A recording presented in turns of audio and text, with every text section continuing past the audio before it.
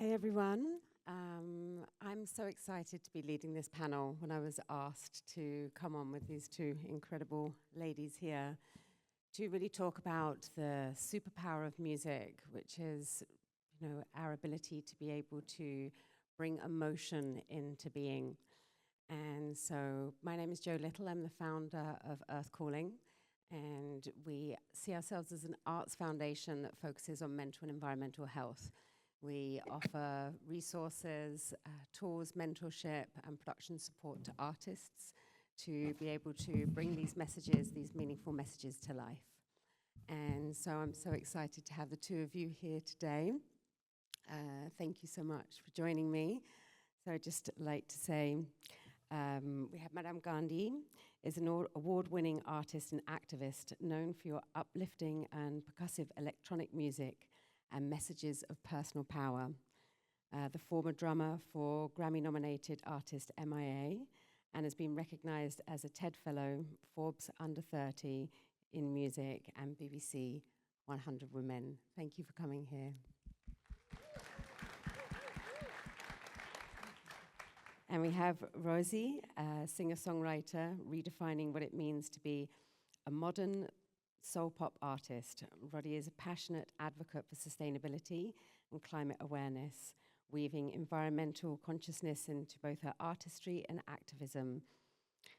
And so both of you have been part of the Sounds Right campaign, and we were speaking about it earlier backstage, and we were talking about how both of you have really felt that this is such an important way for you to share your music and be part of this. And I would love to hear a little bit from both of you about your process in incorporating the sounds of nature into your music and why you feel this is so important.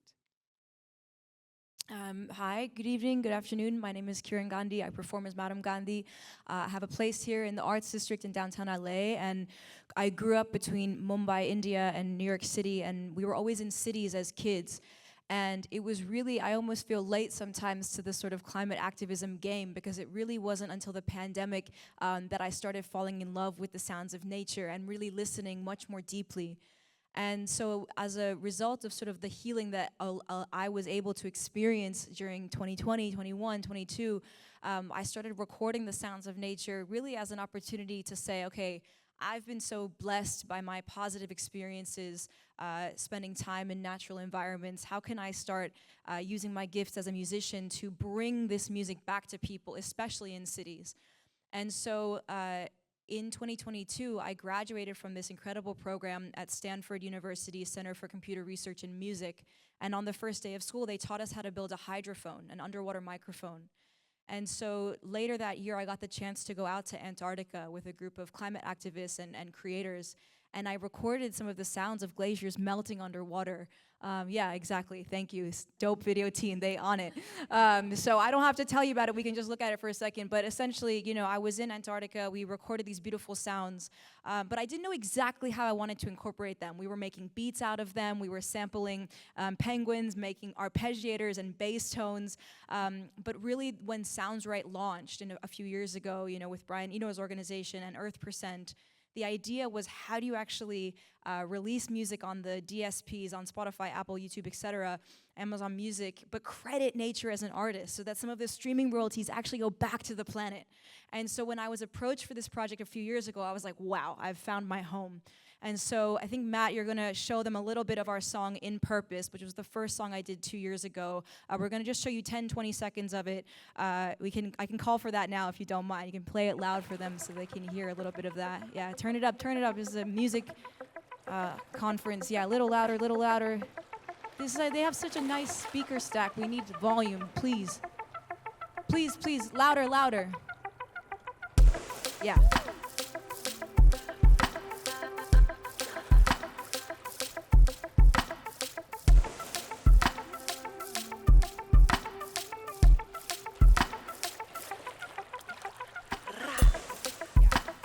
That's perfect. Just give them a little taste. They can find the track afterwards. And so this was the first sort of beautiful piece of work that we put out with Sounds Right. It's on Spotify now. It's Madam Gandhi featuring nature.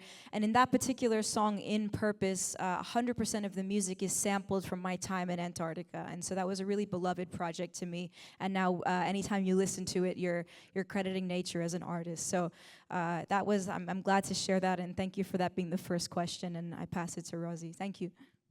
So cool. Yeah. My song with Sounds Right, my brother's house burned down in the fires last year in Altadena. And so when they approached me about doing this collaboration with nature, I knew that recording nature was kind of the center of the whole concept. So I went to the plot of land where my brother's house had been, and I recorded. I mean, I was nervous that there wouldn't be nature. You know, I didn't know what to expect. I'm sure a lot of you have been very close to the fires like it was for me. And I have to say there was a little bit of hope in, obviously it was devastating to drive through Altadena, to go to this plot of land that suddenly was nothing. But there were birds and there was wind in the trees. And it was hopeful. And it surprised me, which was really a really beautiful part of the creative process, to kind of be caught off guard by something. And so my song is Orange Skies. I actually wrote the original song in 2019 when LA had some less horrendous fires. And then in 2020, I put out the original version when I'm from San Francisco. There were horrible fires in the Bay Area. And then I did this kind of chapter 2, basically, with Sounds Right. And I guess we can play mine too. I love this.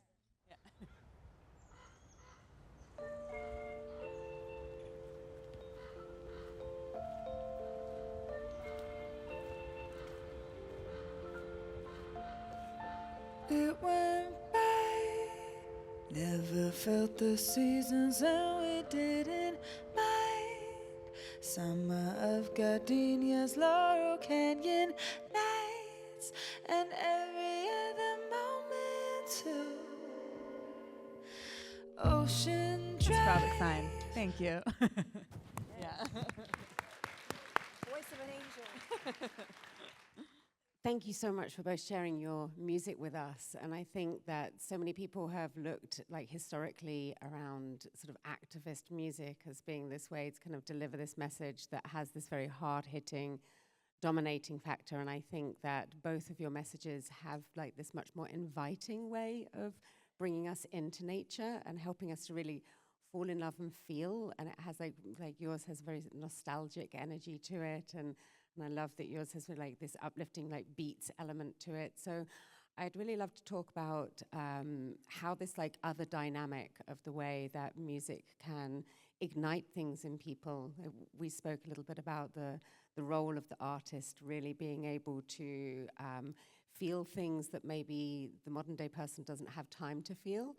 And so by writing music that invokes feelings, how we can actually like hold that space for others. So I'd love to hear a little bit from both of you.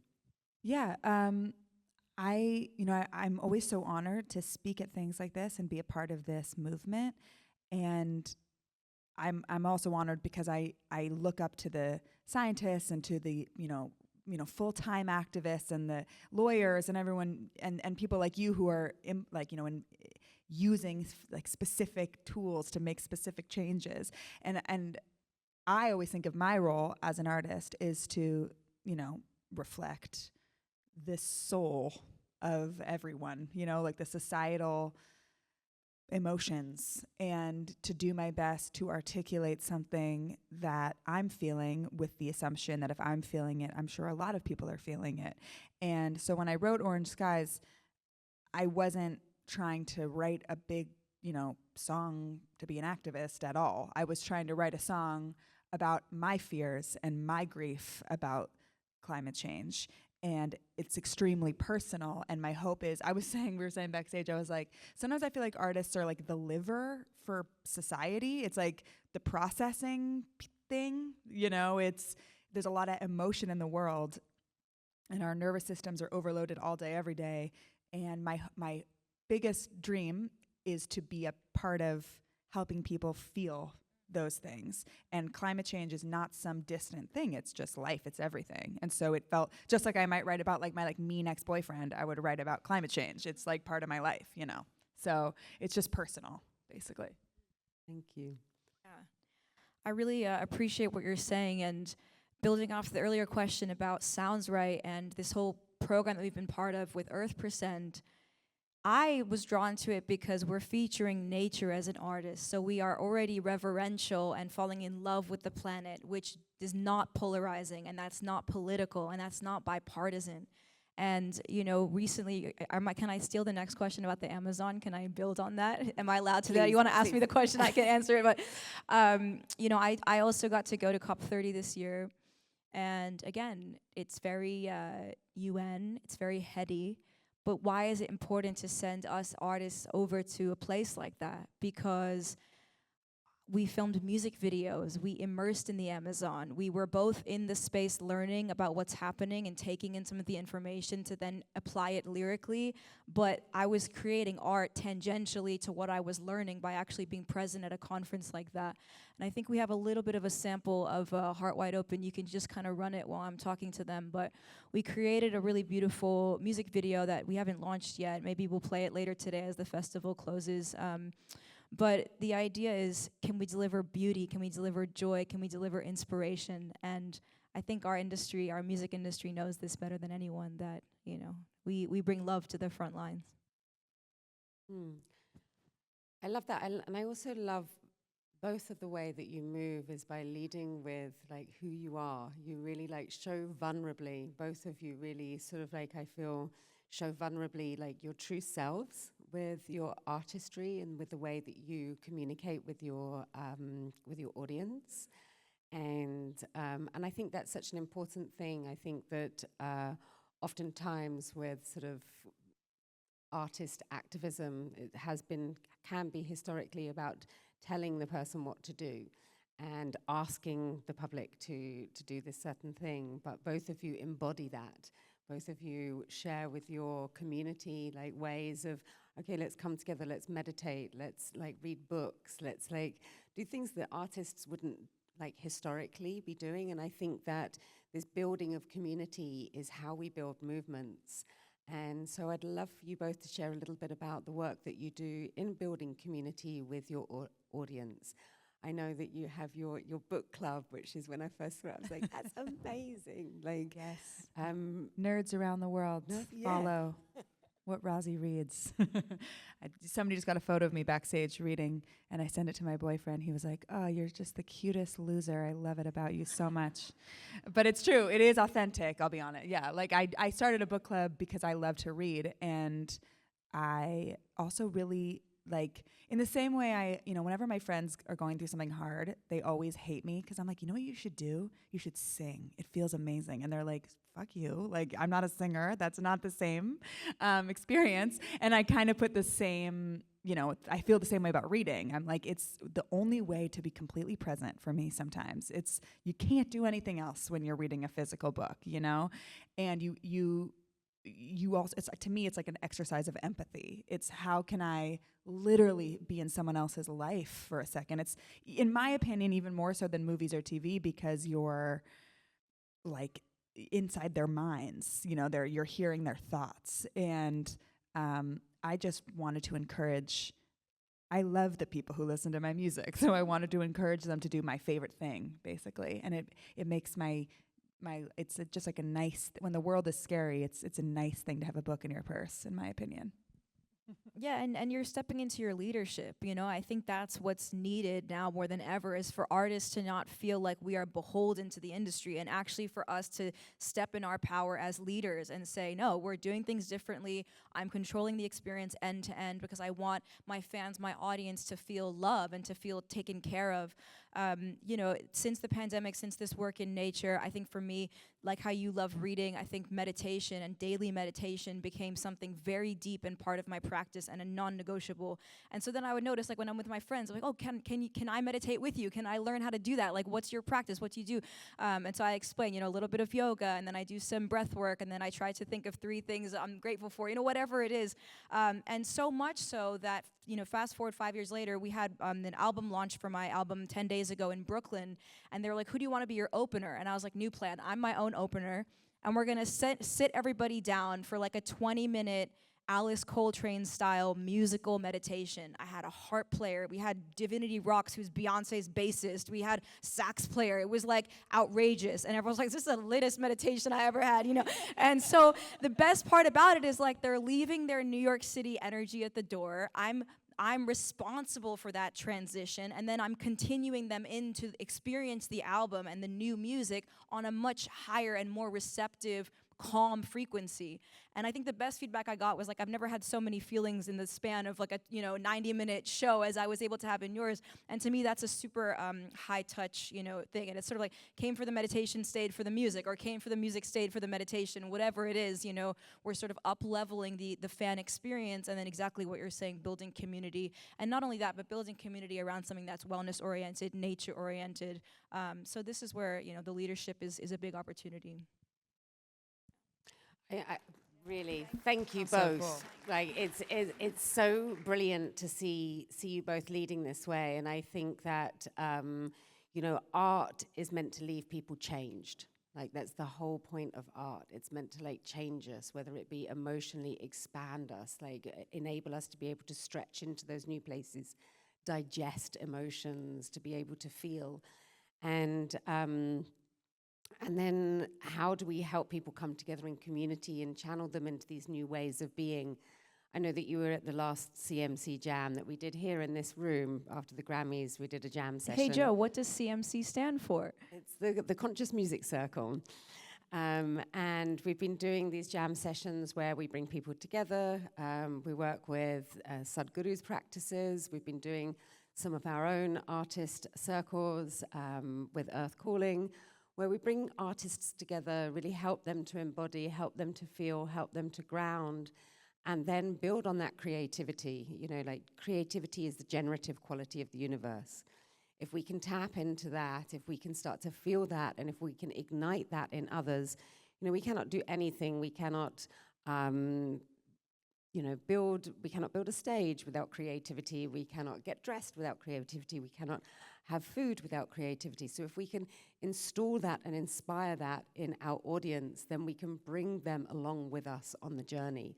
And I think that's so much of an important thing, rather than being in this place of preaching to our audience. How do we bring them in so they become part of it with us? And so I'd love to actually just extend a little bit more on your trip to the Amazon, because that Amazon is a place that's very dear to my heart. Can we flash them a little bit of Heart Wide Open? Thank you. We can chat while it's going. Don't worry, it's okay. Yeah. So Music Matters, which is the 501c3 that launched Earth Calling, was born from the Amazon, born from an invitation to work with indigenous communities down there and help them to build their cultural centers, supply guitars, help them to do cultural preservation and cultural exchange. And I love this sort of like interplay between like culture in music. And I would love you to speak to a little bit about what you learned on some of your journeys and what you're bringing and what you hope to actually share with some of the audience through the work that you're doing. Yeah, I really appreciate this. So the first time I was invited to the Amazon was 3 years ago, and it was part of a really beautiful group called the Wild Symphony. And I'm a New Yorker, so I came with big energy. I was drumming and jamming and flexing. This is what we grew up with. But they taught me that's not what we're doing here. We're sitting in a circle, we're listening to nature, and we're making contributions to the natural soundscape that already exists. And it was such a profound shift in the way that I think about music and play music. And so, for example, birds in the morning each have their own unique call, and it's maybe once every 6 to 8 minutes or whatever. You can stop the video now. You just give it, because I can tell that they're not listening, so I want to tell them some stuff. So pause the video. We're going to show it. Kurt said we can show you the video later, so we'll show it with sound on, and we'll premiere it properly because it's not out yet, so it'll be a special thing for you.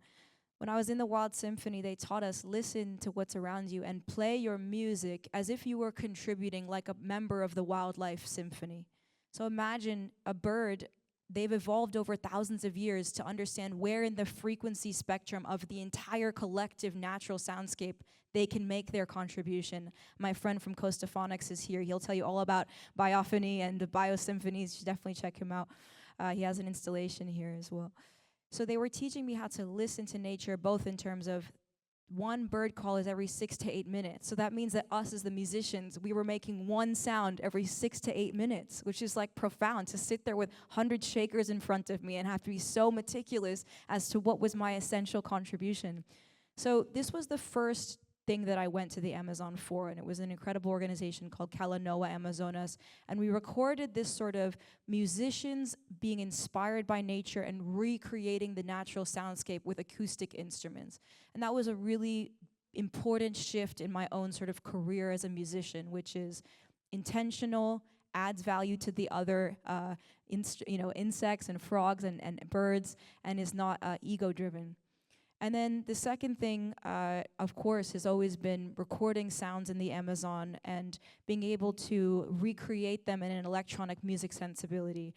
And my dear friend Kathy is here. You'll have to go and say hi to her. She runs Earth Percent, and we have another song coming out called Amazon Awakening, which takes some of those beautiful frogs at night, and we've created like a really cool sort of frog BPM song called Amazon Awakening coming out very shortly on Earth Percent.